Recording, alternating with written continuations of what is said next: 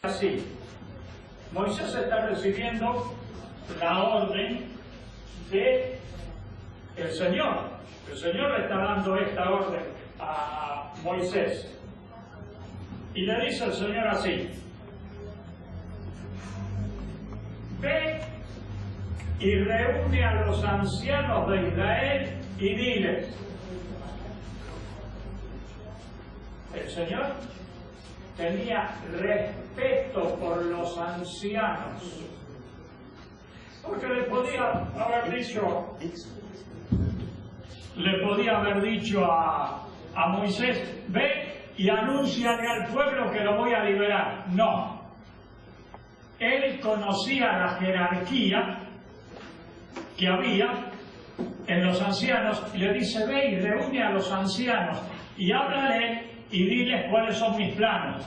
Yo voy a liberar al pueblo de Israel. Ve y reúne a los ancianos de Israel y dile: Jehová, el Dios de vuestros padres, el Dios de Abraham, de Isaac y de Jacob, se me apareció diciendo, etcétera, etcétera, etcétera. Entonces, el Señor mismo tenía respeto por los ancianos. Y me asombró que un pueblo que estaba en la esclavitud en Egipto tenía un cuerpo de ancianos que seguramente eran los asesores espirituales de ese pueblo que estaba esclavizado. El segundo texto que vamos a ver está en Números capítulo 11. En Números capítulo 11 leemos el texto 16, el primero, el 17 y el 25. Dice así el 16. Entonces Jehová dijo a Moisés: reúneme 70 varones de los ancianos de Israel, que tú sabes que son ancianos del pueblo, y sus principales, y tráelos a la puerta del tabernáculo de reunión, y esperen allí contigo. Y yo descenderé y hablaré allí contigo, y tomaré del espíritu que está en ti, y pondré en ellos, y llevarán contigo la carga del pueblo, y no la llevarás solo. El Señor se daba cuenta que Moisés solo no podía dirigir a un pueblo de tal envergadura. ¿Ustedes saben cuántos eran los que salieron de Israel a la Canaán? Nos dice la Biblia que eran 608.350, algo así. Varones mayores de 20 años. Pero la mensajera del Señor dice que contando los niños y las mujeres eran más o menos 2 millones de personas, con la multitud mixta, eran más o menos 2 millones. Entonces Moisés necesitaba a alguien que lo secundara. Esos que lo iban a secundar eran los ancianos, y el Señor le dice: el mismo espíritu que tú tienes pondré en ellos, para que te colaboren. Pero vean en el texto 25 lo que dice: entonces Jehová descendió en la nube y le habló, y tomó del espíritu que estaba en él y lo puso en los 70 varones ancianos, y cuando posó sobre ellos el espíritu, profetizaron y no cesaron. Bueno, acá también tenemos que aclarar algo. ¿Qué quiere decir profetizar? Uno de la responsabilidad, no la principal, de la responsabilidad del profeta es profetizar, o sea, predecir algo que va a ocurrir en el futuro. Eso es una. Pero el que define cuál es la función del profeta es Pablo. En 1 Corintios capítulo 14, del 1 a 3, donde dice: porque el que profetiza, edifica, exhorta y consuela. La función de los ancianos era a ese pueblo edificarlo, exhortarlo, consolarlo. Esa es la función del anciano. Tiene una congregación. A esa congregación el anciano la tiene que edificar, la tiene que exhortar y le tiene que dar palabras de consuelo. Eso es lo que tiene que hacer el anciano, aparte de otras cosas que ya veremos enseguida. Ahora, hoy voy a hablar un poco duro. pero no es dureza mía, es dureza de la palabra. En el Antiguo Testamento está qué es lo que no deben ser los ancianos. Después veremos qué es lo que deben ser los ancianos. Pero en el Antiguo Testamento vamos a ver qué es lo que no deben ser los ancianos. Y vamos a unir dos textos. Uno está en Ezequiel, el otro está en Isaías, y esa unión no la hago yo, sino que la hace la mensajera del Señor. El primer texto que vamos a ver está en Ezequiel capítulo 9, vamos a leer del 4 al 6. Ezequiel capítulo 9, del 4 al 6. Ezequiel capítulo 9 es un capítulo muy conocido por todos, porque Ezequiel capítulo 9 es el preanuncio del sellamiento de Apocalipsis capítulo 7. Acá lo presenta de una manera diferente, pero el fin es el mismo. Algunos que venían con un tintero de escribano y tenían que poner una señal, y después que los que tuvieran la señal iban a ser salvos, los que no tuvieran esa señal iban a ser destruidos. Vamos a leerlo, del 4 al 6. Dice así: y le dijo Jehová, pasa por en medio de la ciudad, por en medio de Jerusalén, y ponles una señal en la frente a los hombres que, ojo, los hombres que gimen y que claman a causa de todas las abominaciones que se hacen en medio de ella. Gente que está preocupada por el estado y la situación de la iglesia. A esta gente que gime y clama por esta situación que tiene la iglesia, ponle una señal en la frente. Y a los otros dijo, oyéndolo yo, pasad por la ciudad en pos de él y matad. No perdone vuestro ojo ni tengáis compasión. Matad a viejos, jóvenes y doncellas, niños y mujeres, hasta que no quede ninguno. Pero a todo aquel sobre el cual hubiere señal, no os acercaréis y comenzaréis por mi santuario. Comenzaron pues desde los varones ancianos que estaban delante del templo. ¿Por dónde tenían que empezar? Del santuario. ¿Se acuerdan lo que dice segunda de Pedro? ¿Por dónde empieza el juicio? El juicio empieza por la iglesia, por la casa de Dios. El juicio en Ezequiel empezaba por la iglesia, por la casa de Dios, y empezaba por los ancianos, los dirigentes. Vamos al otro texto. El otro texto está en Isaías 56, texto 10 y 11.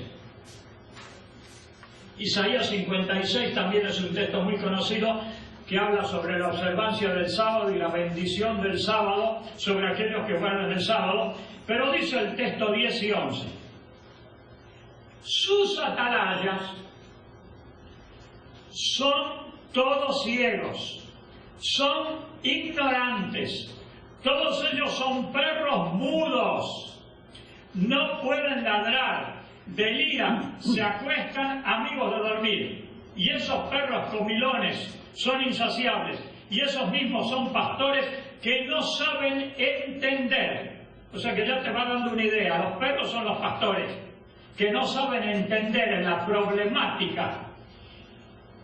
Todos ellos siguen sus propios caminos, cada uno busca su propio provecho, cada uno por su lado. Ezequiel, Isaías, tomó los dos textos de la mensajera del Señor y dice lo siguiente. Joya de los testimonios, tomo 2, página 65. Aquí vemos que la iglesia, Ezequiel no habla nada de la iglesia, habla de Jerusalén, pero la mensajera del Señor lo aplica a la iglesia. Aquí vemos que la iglesia, el santuario del Señor, era la primera en sentir los golpes de la ira de Dios. Los ancianos, aquellos a quienes Dios había brindado gran luz, que se habían destacado como guardianes de los intereses espirituales del pueblo, habían traicionado su cometido, habían asumido la actitud de que no necesitamos esperar milagros ni la señalada manifestación del poder de Dios como en tiempos anteriores.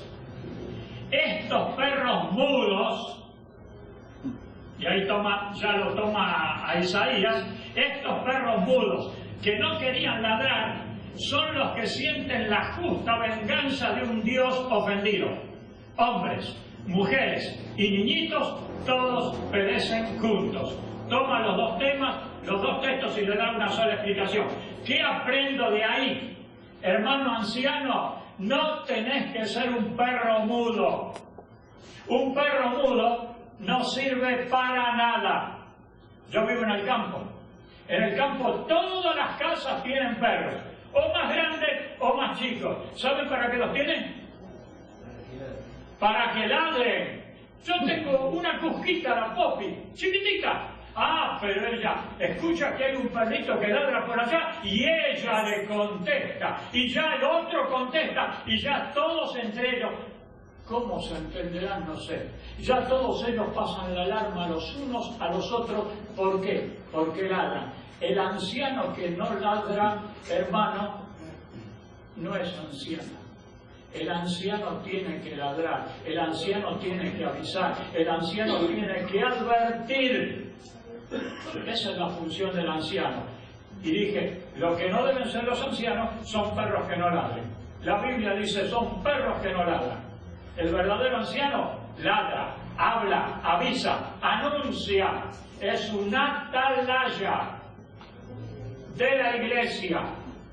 Cada iglesia tiene sus atalayas y son los que tienen que estar velando por la espiritualidad de la iglesia y ver cuando hay alguna cosa rara que se está introduciendo en la iglesia, advertir. ¿Cómo es este asunto? A ver, conversarlo entre ellos. Y si hay que dar la voz de alarma, dar la voz de alarma.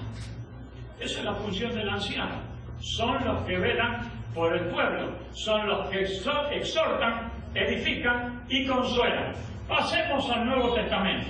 En el Nuevo Testamento, el texto que vamos a ver primero es Romanos capítulo 11, texto 13. Romanos capítulo 11, texto 13. Romanos capítulo 11, como ustedes saben, es el texto, es el capítulo que habla del Israel de Dios. En el texto 13 de Romanos 11 dice: porque a vosotros os digo, gentiles, por cuanto yo soy apóstol de los gentiles, honro mi ministerio. Hermano, si has sido elegido anciano, tenés que honrar ese ministerio. Es una honra para vos tener el cargo de anciano, pero vos tenés que honrarlo ese cargo, haciendo lo que te pide la palabra del Señor que tienen que hacer los ancianos, que lo vamos a ir viendo enseguida. Entonces, el anciano tiene que honrar su ministerio. El anciano es un cargo que se le ha dado por ordenación y por imposición de manos. Al diácono también, pero el anciano está por encima del diácono. El anciano es el líder máximo de la iglesia,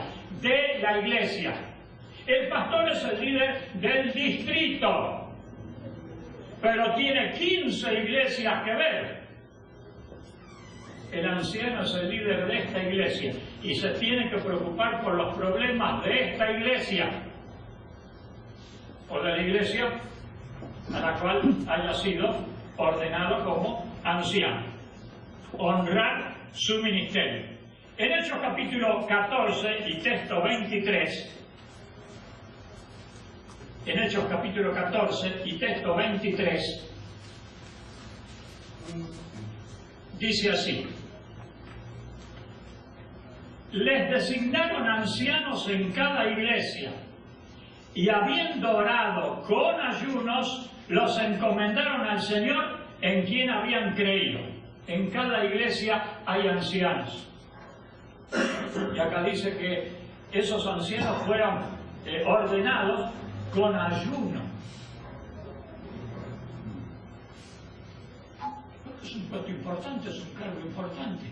Son los que velan por la iglesia, los que tienen esa responsabilidad en cada una de las iglesias.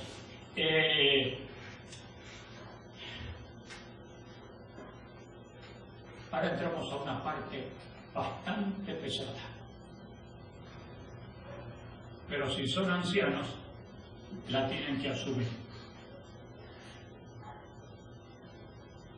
Me gusta porque han venido varios ancianos. Y no solamente ancianos, sino hermanos que no son ancianos y esposas de ancianos, que es muy importante que el anciano tenga una colaboradora en su esposa. Vamos a ver en Hechos capítulo 20. Pablo ya sabía que ese viaje que iba a hacer a Jerusalén era su último viaje a Jerusalén. Él ya sabía porque se le había profetizado, entre ellos un profeta que se llamaba Ágabo, que cuando llegara a Jerusalén lo iban a tomar preso. No lo iban a soltar más hasta que llegara a Roma. Y en Roma sería juzgado. Él iba a ser juzgado en Roma porque él pidió. Porque él sabía que si era juzgado por los judíos, lo iban a matar. Entonces dice a César apelo. Y le dicen, bueno, si a César apelas, a César irás. Y lo mandan a Roma. Él, sabiendo esto, nos dice Hechos capítulo 20, estando en Mileto, llama a los ancianos de la iglesia de Éfeso. Vean lo que les dice. En Hechos capítulo 20.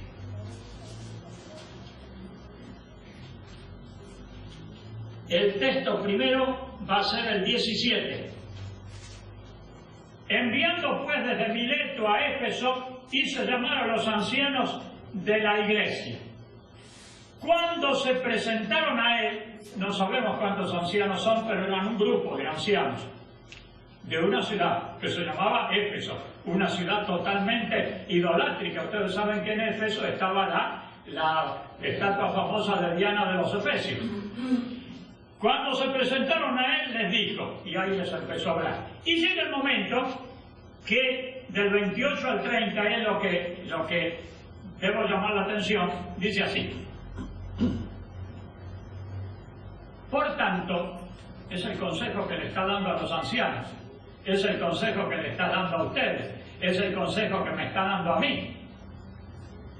Mirad por vosotros y por todo el rebaño en que el Espíritu Santo os ha puesto por supervisores. En el griego dice obispos, obispo. Anciano, obispo, es lo mismo, es el supervisor. Por supervisores, para apacentar la iglesia del Señor. Apacentar quiere decir alimentar, que no le falte el pasto a las ovejas, la cual él adquirió para sí por medio de su propia sangre. La iglesia de Cristo tuvo un costo altísimo, la sangre de Cristo. Y ahora le viene la advertencia.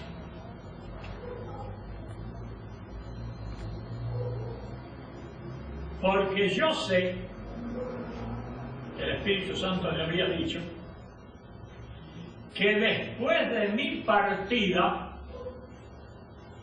entrarán en medio de vosotros lobos rapaces que no perdonarán al rebaño.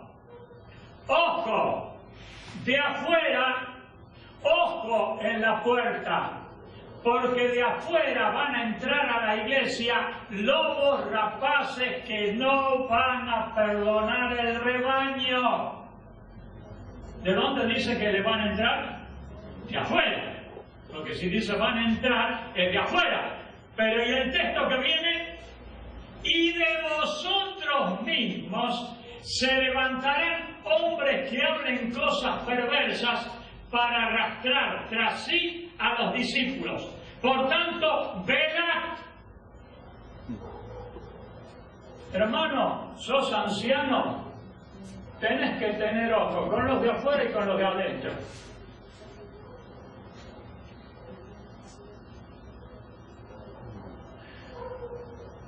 ¿Quién de nosotros no ha leído el libro que causó furor en la iglesia cuando llegó de Corantel Pipín? Recibiendo la palabra. Y en ese libro, Recibiendo la palabra, hay una cita de la mensajera del Señor que por lo menos 2 o 3 veces lo dice, que dice, no debemos temer tanto a los enemigos de afuera como los de adentro. Él está aconsejando a los ancianos, ojo con los de afuera, pero mucho ojo con los de adentro, porque de vosotros mismos se van a levantar.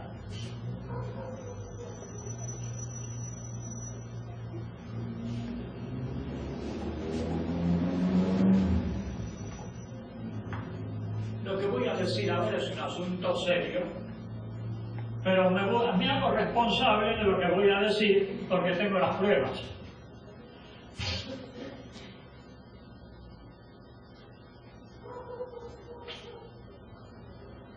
Me bauticé en el año 1964. La iglesia del año 64 con la iglesia de ahora, nada que ver. ¿Es así o no? Los que tienen 20 años en la iglesia lo saben. En alguna iglesia, el que entró a la iglesia hace 20 años con ahora, nada que ver. Y el que entró a la iglesia hace 10 años con ahora, nada que ver. Hay un plan de desintegración de la iglesia por parte de mentes que están dentro de la iglesia. Y de manera muy sutil, lentamente, pero poco a poco, van carcomiendo fundamentos de nuestra iglesia.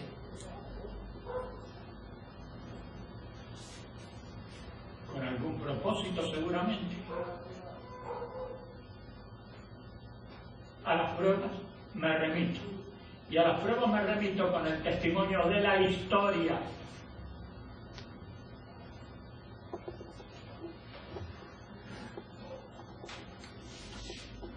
En un punto, me voy a referir a un punto, pero hay muchos.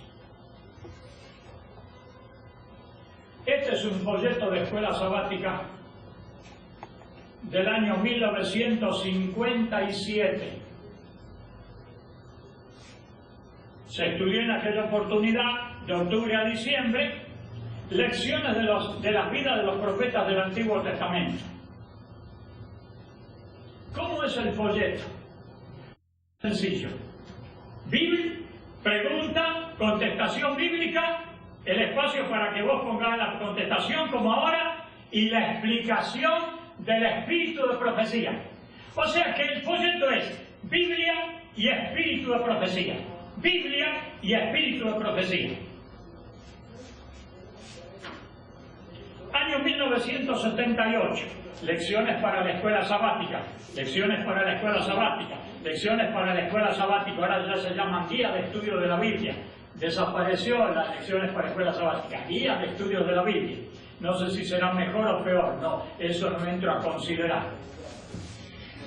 También, pero ya se estaba introduciendo Biblia, lugar para contestar, cita del Espíritu, profecía, pero ya se estaban introduciendo comentarios humanos que no son mal vistos porque son comentarios de teólogos que opinan sobre esa pregunta algo y entonces lo ponen en el folleto.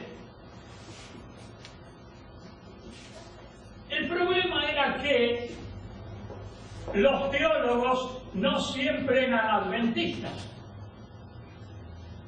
O sea que son teólogos que escribieron libros Y bueno, el autor vio que era conveniente y bueno, puso la cita de ese libro. Pero resulta que esos autores están todos con la observancia del domingo y todos creen en la inmortalidad del alma. ¿Es así o no? Son autores cristianos, pero están en cuanto a las creencias, y no hablemos del santuario, del ministerio de Cristo en el santuario, están de la vereda de enfrente, no están con nosotros, pero los ponen. Último folleto. Y esto ya viene hace de años.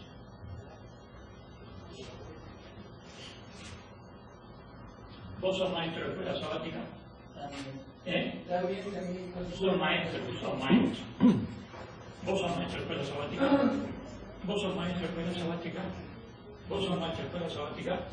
Vos sos maestro. ¿Vos sos maestro de escuela sabática? Bien.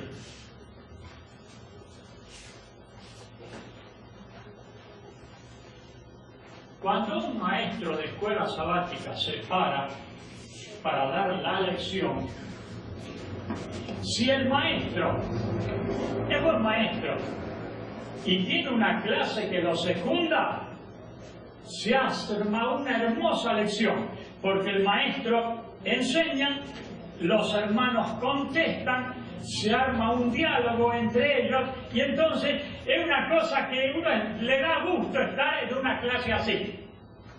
Hay un maestro que enseña, hermanos que opinan, se dialogan, y por lo general, como estamos regidos por el reloj, a lo sumo llegamos al jueves, ¿es así o no? A lo sumo llegamos al jueves. Empezamos el domingo, lunes, martes, ya, y llegamos el miércoles, y ya el jueves, si llegamos al jueves, ya, bueno hermanos, se terminó el tiempo, estuvo muy linda la clase, pero se termina el tiempo, ya empiezan a tocar la musiquita, ya hay que terminar.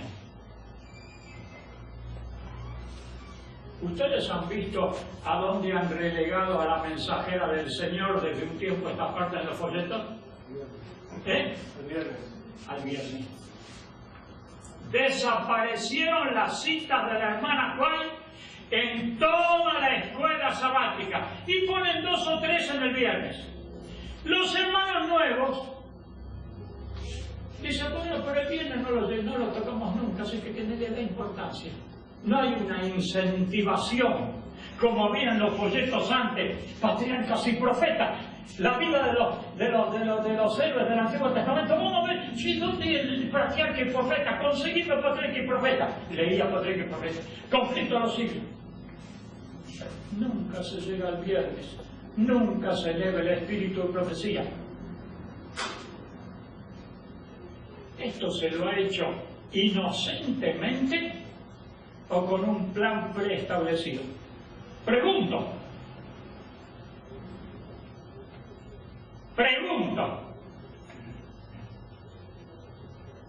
Hay que hacer desaparecer a la hermana Juan.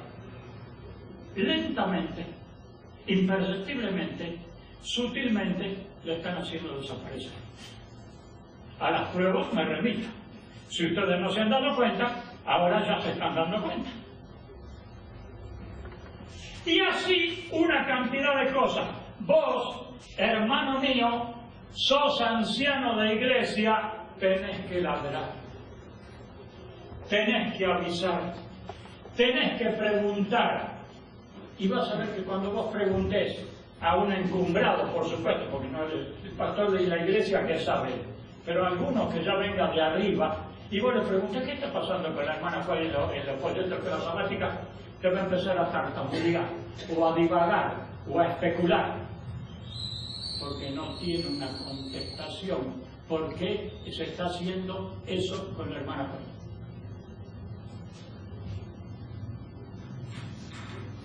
¿Cómo dice la Biblia?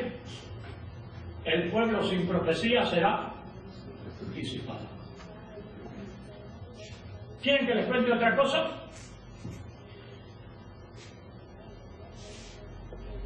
Ustedes saben que todos los libros del Nuevo Testamento tienen el título y tienen el